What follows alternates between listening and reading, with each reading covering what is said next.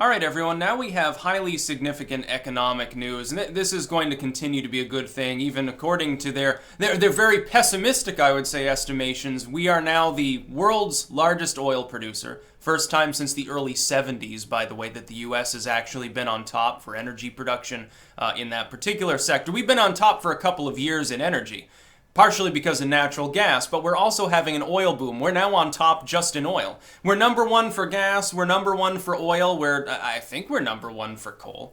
Although I know China extracts a lot of it, so does Russia, big energy countries.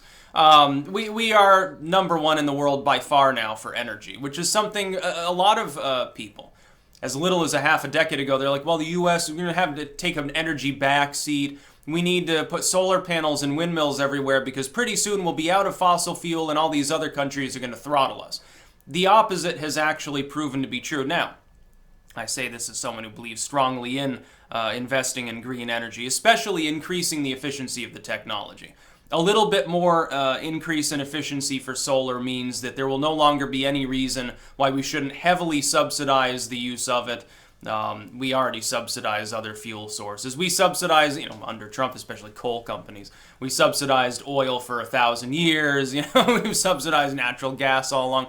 The government practically centrally plans the nuclear infrastructure. Where we have to get uranium from Australia, by the way, do you think, when people say that nuclear is clean energy, do you think that nuclear power is being used for all of the equipment used to extract and mine those resources? Do you think that strip mining is a green energy practice? Of course not. No, it's completely dirty. It's just out of sight, out of mind, because for the most part, they're not digging for uranium ore in your backyard, unless you happen to be in parts of the Southwest. Then, of course, it becomes a problem. Oh, yeah, I wonder why leukemia rate is 1,000% higher in this area. I don't know. They tell me it's because too many people smoke Marlboro. Yeah, that's what happens. No, we are now on top for oil, supplanting Russia and Saudi Arabia, which respectively are, I think it goes U.S., Saudis, Russia, and then I think Venezuela is number 4. Although their crude production has been slumping, predominantly because when oil prices are low, their very dirty crude is basically worthless. It's like, why even bother pumping it out of the ground? Whoops, yeah, it could be a problem. They don't have the ability to refine it themselves. The U.S. has to do that. By the way, this oil boom predominantly in Texas. Yeah, a place that they thought was basically tapped out. 100 years ago, they're like, oh, there's black gold everywhere in them hills, and they're all happy, and millionaires are made, all over Texas.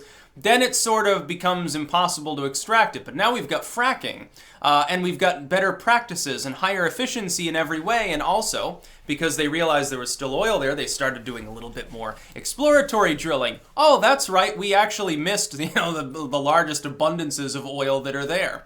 So we're at least, the pessimists are saying, well, at least through 2019, we're going to be number 1 for oil. I think it'll be a lot longer.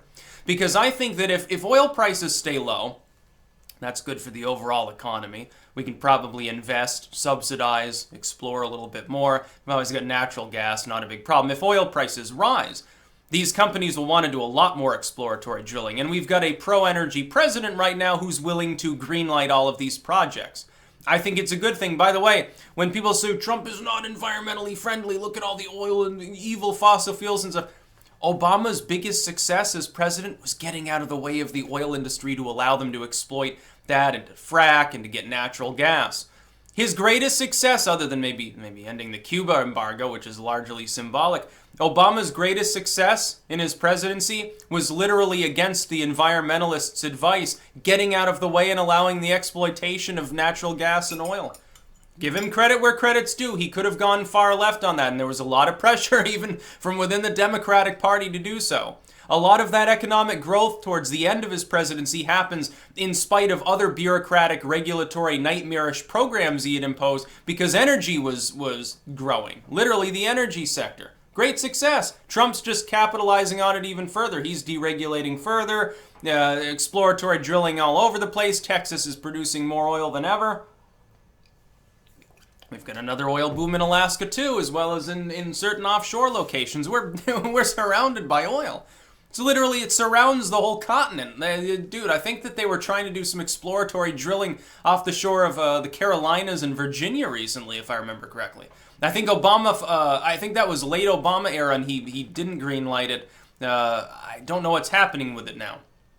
I do remember that there was going to be exploratory drilling, though, off the Atlantic, and I think people were concerned because they're like, well, it's only a few miles out. We're going to see all these oil rigs, and, people want to go on the beach and not see a bunch of oil rigs. I can sort of understand. It's like, we've got enough oil as it is anyway. Alaska and Texas are basically floating on top of oceans of oil, it seems. By the way, I'm a believer in the concept that oil predominantly comes from differential pressures within the Earth's crust, in which anaerobic and chemotrophic bacteria thrive. They excrete, essentially, what becomes fuel.